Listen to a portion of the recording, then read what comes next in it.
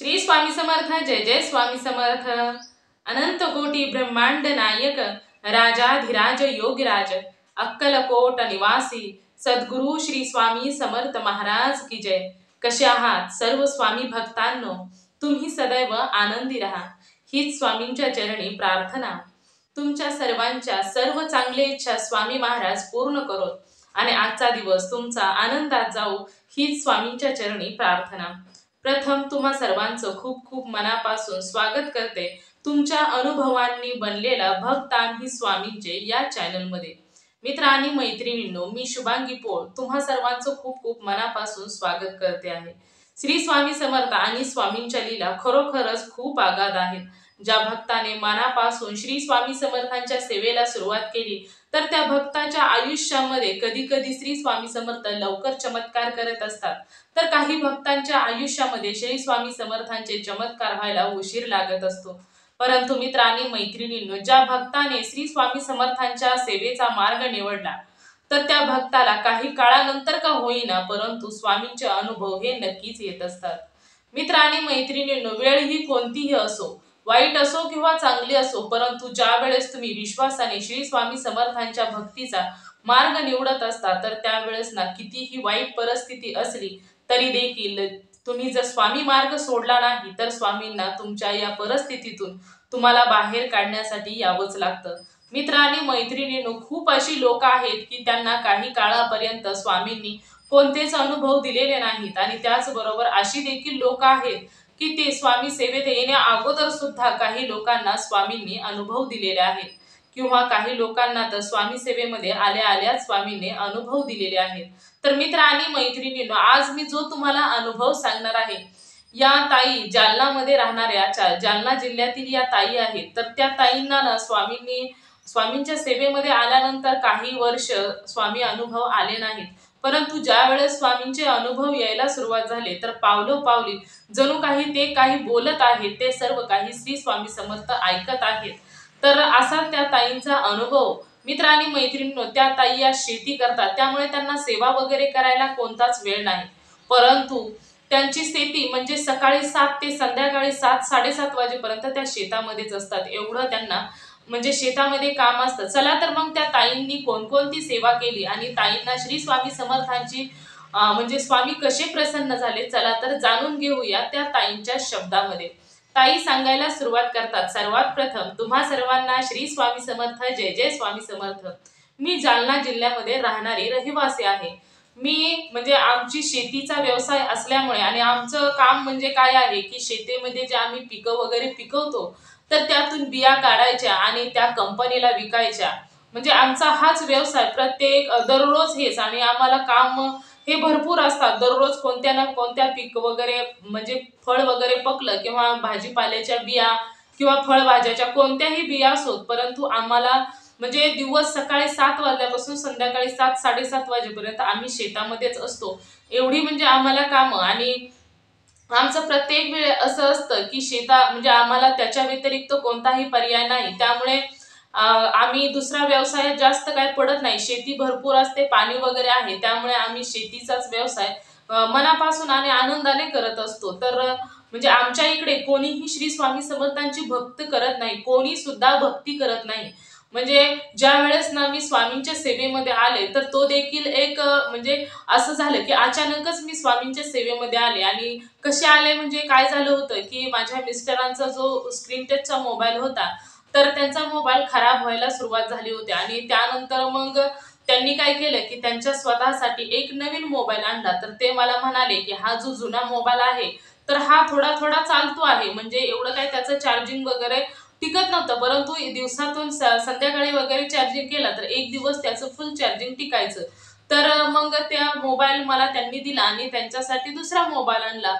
मग माझं कसं झालं की मी ज्यावेळेस मोबाईल ओपन वगैरे केला तर त्यावेळेस ना मला श्री स्वामी समर्थांचा तारक मंत्र म्हणजे चालूच झाला। ज्यावेळेस माझ्याकडे त्यांनी मोबाईल दिला तर मला एवढं मोबाईल मधलं त्यावेळेस काही समजत नव्हतं आणि त्याचबरोबर माझं शिक्षण सुद्धा काही झालेलं नाही। ज्यावेळेस मी 4थी पर्यंत त्या काळामध्ये शाळा शिकले, परंतु शाळेमध्ये ज्यावेळेस पेपर वगैरे असायचं तर मी फक्त माझं नाव लिहायचे आणि पेपर कोरा तसाच द्यायचे, मला लिहिता वाचता येत नव्हतं।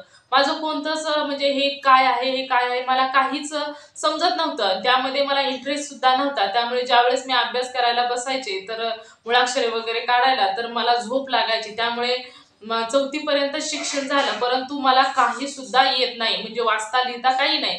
मग मिस्टर मला म्हणाले की तू फक्त ना फोन आलेला वगैरे उचलत जा. आणि त्यांनी असे म्हणजे कोड मला टाकून दिले होते की ज्यांना फोन लावायचा आहे तर एक दाबून धरला की त्या त्या लोकांना फोन लागतो, असं काही त्यांनी करून दिलं होतं. तर मग ज्यावेळेस मी मोबाईल खोलल्यानंतर मला सांगितलं मुलांनी की इथे जायचं, इथे गेल्यानंतर म्हणजे असे असे म्हणजे मनोरंजनासाठी व्हिडिओ येतात तर ते पाहायचे. तर त्यावेळेस ना एक वेळेस मी शेतामध्ये काम करत असताना मुलांनी सांगितलं, आता तसा तर एरवी मुलांजवळच घरी असल्यानंतर मोबाईल असायचा, परंतु शेतामध्ये मी गेले की माझ्याजवळ मोबाईल. तर मी पहिल्यांदाच वरती गेले आणि म्हणजे मुलांनी मला सांगितलं होतं की या लाल जे आहे तर त्याच्यामध्ये जायचं. तर त्यावेळेस ना मी चालू केलं तर तारक मंत्र चालू झाला. आता तो मला आता समजतो आहे तारक मंत्र, पण त्यावेळेस मला काही समजत नव्हतं. आणि ज्यावेळेस मी तारक मंत्र ऐकला तर मला खूप आवडला, खूप आवडला. मला असं वाटलं की किती म्हणजे एखाद्याच्या मनातील भावना व्यक्त करणारा हे आहे गाणं.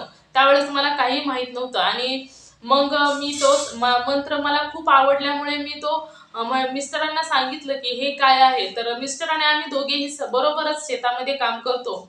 तर मिस्टर म्हणाले की हे कोणते तरी श्री स्वामी समर्थ आहेत आणि त्यांचा तारक मंत्र आहे असं तिथं लिहिलेलं आहे.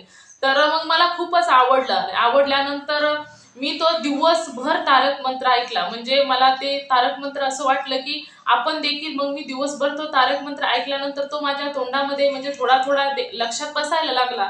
मग मी दररोज सकाळ संध्याकाळ तारक मंत्र ऐकायचे. शेतामध्ये गेल्या गेल्या लगेच तारक मंत्र लावून द्यायचे आणि त्याच्याबरोबर थोडं थोडं थोडं म्हणायला सुरुवात केली. आणि असं करत करत माझा ना तो तारक मंत्र पूर्ण पाठ झाला.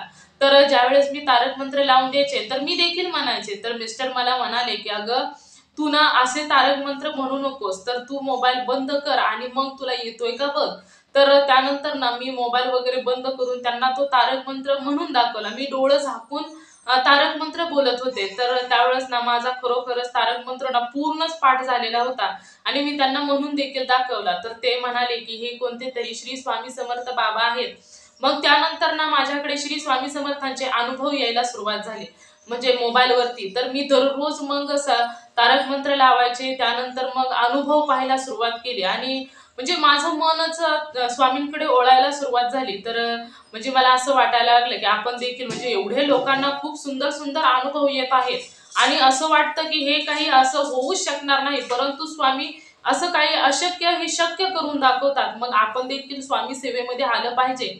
मग एक वेळेस ना म्हणजे आमच्या इकडे स्वामी बिमी काही चालत नाही, कोणालाच काही माहित नव्हतं, परंतु मला त्या मोबाईल तर्फे माहित झालं. मग मी एका यात्रेमध्ये गेल्यानंतर तेथून छोटासा एक स्वामींचा फोटो घरी आणला आणि त्याच्यावरतीच मग मी तारक मंत्र 11 वेळा तारक मंत्र म्हणायला लागले. त्यावेळेस मला नामस्मरणाबद्दल बद्दल देखील माहित झालं. तर मग मी स्वामींचं नामस्मरण करायला सुरुवात केले. तर ते गुरुदेव दत्तांचे अवतार आहेत, हे मला त्यामध्ये सेवेमध्ये गेल्यानंतर मला खूप माहिती मिळायला सुरुवात झाली. मोबाईलवरती माझ्या ना प्रत्येक वेळी स्वामींचेच म्हणजे व्हिडिओ वगैरे यायला लागले. तर मी स्वामींचे व्हिडिओ पाहायचे. त्यानंतर गुरुदेव दत्त हे म्हणजे स्वामी गुरुदेव दत्तांचे अवतार आहेत. मग मी ना संध्याकाळी 11 वेळा तारक मंत्र म्हणायचे आणि एक माळ श्री गुरुदेव दत्त असे एक माळ करायचे आणि त्यानंतर एक माळ श्री स्वामी समर्थांची करायची. अशी मी सेवा करायला लागले. म्हणजे हळूहळू हळूहळू मग मी स्वामींच्या सेवेमध्ये आले आणि श्री स्वामी समर्थ यांचं नामस्मरण करायला सुरुवात केली आणि स्वामी सेवेमध्ये म्हणजे माझं मन रमायला सुरुवात झाली. हळूहळू मग मी अक्कलकोट स्तोत्र म्हणायला लागले. तर म्हणजे मी जशी मोबाईलवर बोलतात तर तशी मला वाचता लिहिता अजिबात सुद्धा येत नाही, परंतु मोबाईलवरूनच मी पाठ करून सर्व काही म्हणायला सुरुवात केली. तर मग एक वेळेस असं झालं की माझा जो मोबाईल होता तो हळूहळू चालायला लागला. म्हणजे तो काही एवढा चालत नव्हता. तर त्याची पुन्हा पुन्हा सारखा सारखा मोबाईल चालवून चालवून ना त्याची चार्जिंग टिकेनाशी झाली. तर त्यावेळेस मग एके दिवशी तर असं झालं की तो मोबाईल ना एकदम स्विच ऑफच झाला. मग स्विच ऑफ काढला तर थोड्या वेळात चार्जिंग टिकायची आणि त्यानंतर संपून जायचं. तर मग मग तो मोबाईल स्विच ऑफ झाल्यामुळे मला काही करमत नव्हतं, काय करावं काही सुचत नव्हतं. म्हणजे आता वेड लागलं होतं ना स्वामींचे अनुभव, तारक मंत्र म्हणजे स्तोत्र ऐकायची. तर मग मला काही सुचत नव्हतं. तर मग मी मिस्टरांना म्हणाले की मला ना काही करमत नाही, मला अनुभव ऐकायची खूप सवय लागलेली आहे.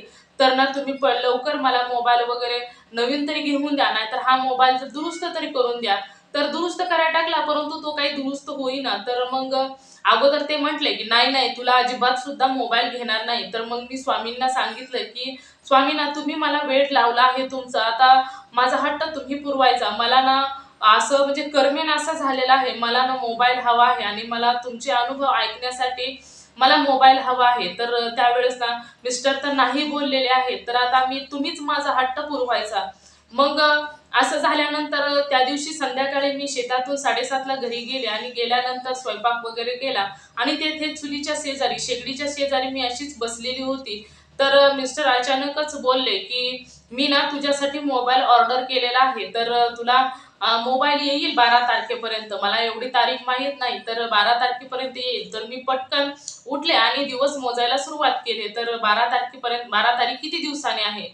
मग मी दररोज एक एक दिवस मोजायचं, स्वामींचं नामस्मरण करायचे, तारक मंत्र शेतामध्ये म्हणायचे. परंतु मला अनुभव ऐकायची सवय लागली होती, त्यामुळे करमत नव्हतं. तर मग 12 तारीख जवळ आल्यानंतर मिस्टर म्हणाले की 18 तारखेला तुझा मोबाईल येणार आहे. तर मग मी म्हटलं की नाही नाही, तुम्ही मला म्हणाला होता की 12 तारखेपर्यंत. तर मुलं वगैरे चिडवायला लागली की आई तुला बाबा मोबाईल घेऊन देणार नाहीत, म्हणजे नाना म्हणायचे ते. तर मुलं म्हणाली की नानांनी तुला फसवलं, आई नानांनी तुला फसवलं. तर मग मी स्वामींकडे हट्ट केला की नाही, मला 12 तारखेपर्यंतच मी कसा तरी मनावरती दगड ठेवून वेळ काढते आहे आणि आता तुम्ही 18 तारखेला लावलं. तर मला काही करून, म्हणजे मी स्वामींनाच बोलले, मिस्टरांना काही सुद्धा नाही. तर ना म्हणजे 12 तारखेला सकाळीच मिस्टर घरून निघाले. तर मी त्यांना नंतर फोन वगैरे केला. तर कुठे आहे, काय आहे? तर त्यावेळेस ना ते म्हणाले की अगं, मी तुझ्यासाठी मोबाईल आणायला बेळगावला गेलेलो आहे. तर मी थोड्याच वेळात मोबाईल घेऊन येईल. तर अक्षरशः ना खरोखरच स्वामींनी मला 12 तारखेलाच मोबाईल आणून दिला. म्हणजे त्यानंतर मला स्वामींच्या सेवेचं एवढं वेड लागलं, एवढं वेड लागलं की खरोखरच प्रत्येक वेळी ना असं वाटायचं की स्वामींच्या सेवेमध्ये आल्यानंतर ना मला हा दुसरा अनुभव होता. परंतु पहिला मी तुम्हाला अनुभव सांगते. तर जसं मला सुरुवातीला कोणतेच अनुभव आले नाही, तर 1.5-2 वर्षानंतर मला हा अनुभव आला की तो म्हणजे मला ना अक्कलकोटला जायची खूप इच्छा व्हायची. असं वाटायचं की एकदा स्वामींचं दर्शन घ्यावं. कारण मला अक्कलकोट पाहायचं होतं आणि मला असं वाटायचं की आपण जावं. परंतु मी मिस्टरांना वगैरे म्हटलं की आपण अक्कलकोटला कधी जायचं हो? तर त्यावेळेस ते म्हणाले की एवढं कामं पडलेले आहेत आणि तुला अक्कलकोटला काय सुचत आहे? तर त्यानंतर मी शांत झाले. मग स्वामींनाच मी म्हणायला सुरुवात केली की स्वामी, मला ना अक्कलकोटला यायचं आहे. तर तुम्ही काहीही करा, पण मला अक्कलकोटला घेऊन जा. मला तुमच्या दर्शनाला तेथे यायचं आहे. आणि मग मी स्वामींना असं सांगितलं आणि म्हणजे मी स्वामींना दिवसभरच म्हणायचे की स्वामी, मला यायचंय बरं का अक्कलकोटला. आणि 2 दिवस गेल्यानंतर म्हणजे जेवण वगैरे संध्याकाळचं झालं आणि अचानकच मिस्टर म्हणाले की आपण ना म्हणजे एवढी शेतातील कामे वगैरे आटोपली ना की आम्हाला एवढं म्हणजे उन्हाळ्यामध्ये एवढं काही काम नसतं. तर त्यावेळेस ना मिस्टर म्हणाले की एवढी शेतातील कामे वगैरे आटपली की आपण ना अक्कलकोट, गाणगापूर, पंढरपूर, तुळजापूर सर्व देवांचे दर्शन घेऊया आणि आपण एकादशीच्या आदल्या दिवशी जाऊया. तर असे ते म्हणाले. तर मग त्यावेळेस ना नेमकं कामं आटपतच आलेली होती. तर मग ज्यावेळेस त्यांनी हे सांगितलं, तर त्यावेळेस ना मला खरोखर खूप आनंद झाला. तर मी म्हटलं की खरोखर स्वामी, तुम्ही ना प्रत्येकाच्या इच्छा ना पूर्ण खरोखरच करून घेत असता. आणि मग मी देखील खुश झाले की आता कोणता तरी म्हणजे तारीख ठरलेली आहे की आपण यावेळेस जाऊया. एकादशीच्या अगोदर आपण स्वामींचं दर्शन घेऊन येऊया. तर मग मी खुश झाले आणि त्यानंतर काय झालं की ज्यावेळेस कामे वगैरे आटपली, तर मी मग मिस्टरांना म्हटलं की तुम्ही म्हणाला होता की आपण अक्कलकोटला जाऊया आणि देवाचं दर्शन घेऊया. तर त्यावेळेस मिस्टर म्हणाले की अगं, घराचं काम आता बांधायचं काढलेलं आहे आणि आता अक्कलकोटला नाही जाणं होणार. त्यावेळेस ना मग मी देखील शांत झाले. म्हटलं की जाऊ द्या. मग घराचं काम देखील झालं. म्हणजे मी स्वामींचं घरीच बसून सेवा वगैरे करायची. तर मला वाचता लिहिता येत नव्हतं. मग मी मोबाईलवरच स्वामी चरित्र सारामृत मधील 14वा अध्याय आणि 18वा अध्याय ऐकायचे. मग असं मला हळूहळू ते ऐकून मी ते शब्द बघायचे. कोणत्या शब्दाला काय म्हणत आहेत, असं करत करत करत ना माझं ते देखील हळू माझ्या लक्षात बसायला सुरुवात झाली होती. आणि माझी देखील मुलं होती, तर त्यांना देखील विचारायचे की या शब्दाला काय बोलतात, त्या शब्दाला काय बोलतात. आणि मला असं मनात प्रत्येक वेळी वाटायचं की मला जर वाचता येत असतं ना, तर मी स्वामींची खूप सेवा केली असती. खूप पारायण केली असती, खूप अध्याय वाचलं असतं असं मी प्रत्येक वेळी स्वामींना सांगायचे. आणि त्यानंतर घर देखील स्वामींच्या कृपेने ना न अडथळा पडता घर आमचं पूर्ण झालं. घर पूर्ण झाल्यानंतर घरामध्ये राहायला आम्ही शेतामध्येच गेलो, तर तेथे पूजा वगैरे खूप चांगल्या प्रकारे सर्व काही व्यवस्थित झालं. सर्व घर पूजा सर्व काही खूप चांगलं झालं. मग त्यानंतर आम्ही तेथेच घरी राहायला गेलो आणि म्हणजे त्यावेळेस ना सर्व काही चांगलं झालं. म्हणजे त्यावेळेस शेताची कामं देखील आटपत आली होती. तर मिस्टर म्हणाले की आपण जाऊया अक्कलकोटला. मग मी म्हणजे माझ्या मनामध्ये असं काहीच नव्हतं की आपण आता मी काहीच बोलले नव्हते. तर त्यावेळेस ते मनानेच म्हणले की आपण जाऊया अक्कलकोटला. तर मग त्यांनी आमच्या सर्वांचं ठरवलं की आपण 2 दिवसात जाऊया अक्कलकोटला. सर्व काही झालेलं होतं कामं वगैरे आणि शेतातील कामं देखील आटोपलेली होती. तर मग मी ना काय केलं होतं की आमच्या घरी गाई होती. तर गाईचं तूप मी वेगळं काढलेलं होतं की स्वामींच्या तिकडे अक्कलकोटला गेल्यानंतर ते तूप ना मी तेथे देईन म्हणून वेगळं काढून ठेवलेलं होतं आणि घरी खाण्यासाठी वेगळं ठेवलेलं होतं. तर मग ते तूप मुलांनी हात वगैरे लावू नये. मग मी म्हटलं की मी ना स्वामींच्यासाठी तूप काढून ठेवलेलं आहे, तर ते तूप मी घेऊन अक्कलकोटला जाईन. तर मिस्टर देखील म्हणाले की बरं चालतंय. मग मी जायच्या वेळेस ना म्हणजे माझं असं ठरलं होतं की आपण जाताना स्वामींना म्हणजे बेसन पिठाचे लाडू खूप आवडतात म्हणून त्या तुपाचे ना मी लाडू बनवणार होते. परंतु मिस्टरांनी अचानकच सांगितलं की आपण अक्कलकोटला जायचं, तर त्यामुळे माझ्याच्याने काही लाडू बनवणं झालंच नाही. मग मी तुपाची जी भरणी होती ती तशीच माझ्या बरोबर घेतली आणि म्हटलं की चला तेथे देऊया. तर मग ती भरणी वगैरे घेतली आणि आम्ही अक्कलकोटला गेलो. तर मिस्टर काय म्हणाले की खूपच गर्दी आहे, तर ती तुपाची भरणी आणि ती जी बॅग आहे तर येथे कोणत्या तरी दुकानामध्ये ठेव आणि आपण दर्शन वगैरे घेऊन येऊ आणि ज्यावेळेस इथे शांत वगैरे होईल तर त्यानंतर ना आपण म्हणजे ते देऊया नंतर ना. खूप गर्दी होती त्यावेळेस. तर मग आम्ही सर्वजण दर्शनाला गेलो तर एवढी भयंकर गर्दी होती की तिथे ना खूप लोक एकमेकांना ढकलत होती, भरपूर गर्दी होती. तर त्यामध्ये आम्ही दर्शन वगैरे घेतलं आणि आम्हाला म्हणजे माझं असं मत होतं की आपण ना अक्कलकोटमध्ये गेल्यानंतर जाताना घरून आपली जपमाळ घेऊन जायचं आणि तेथे जाऊन स्वामींचं नामस्मरण करायचं. एक माळ तरी जप करायची. तर अशी माझी इच्छा होती. परंतु माझं कसं झालं की काही गडबडीमध्ये माळ नेणंच मी विसरले. तर त्यानंतर माझ्या लक्षात आलं की आपण जी तुपाची भरणी आणलेली होती तर मी तेथेच एका दुकानामध्ये ठेवली. तर तेथे गेल्यानंतर म्हणजे माझ्या एवढं लक्षात नव्हतं की आपण तेथे जाऊन जप करायचा होता. हे मी तेथे गोंधळूनच गेले होते. तर ज्यावेळेस ना मी भरणी आणि ती बॅग आणायला गेले तर ती दुकानदार ज्या ताई होत्या तर त्या मला म्हणाल्या की तुम्हाला जप जप करायचा असेल तर इथे माळा आणि फोटो सर्व काही भेटतं तर तुम्ही घेऊन जा. तर म्हणजे त्या ताईंनी ना मला आठवण करून दिली की मला येथे जाऊन स्वामींचा जप वगैरे करायचा आहे. तर माझ्या पटकन लक्षात आलं की मी म्हटलं की अहो आमच्या इकडे ना स्वामींचे भक्त वगैरे कोणीच नाही आणि कोणी सेवा वगैरे करत नाही.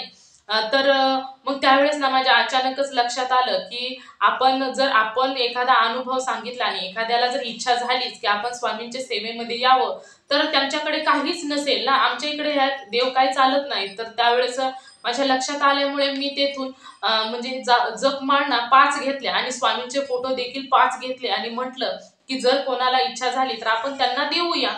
म्हणून मग मी तेथून घेतले आणि तिथे मंदिरामध्ये गेले ना, तर त्यावेळेस ना माझ्या हातामध्ये बरणी वगैरे होती. तर असं वाटत होतं की मी ज्यावेळेस जशी स्वामींकडे दर्शनाला जात होते ना, तर त्यावेळेस सर्व लोक अशी मला वाट देत होते.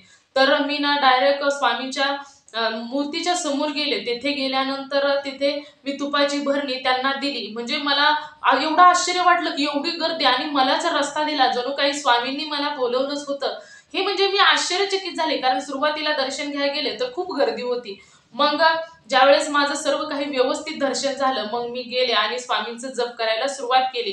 तर ना मी 5 माळी जप केला. म्हणजे प्रत्येक माळेवर एक माळ जप केली. म्हणजे त्या माळी तेथे जप करून सर्व काही मी ठेवलं आणि तेथून घरी म्हणजे तेथेच आमचा जप वगैरे चाललेला होता. तर त्यावेळेस ना माझे मिस्टर देखील म्हणाले, की "मी देखील जप करतो." तर त्यावेळेस ना आमच्या जवळ आम्ही दोघेही जप करत बसलेलो होतो. तर त्यावेळेस ना एकदम पांढरा शुभ्र कुत्रा कुठून आला कुणास ठाऊक.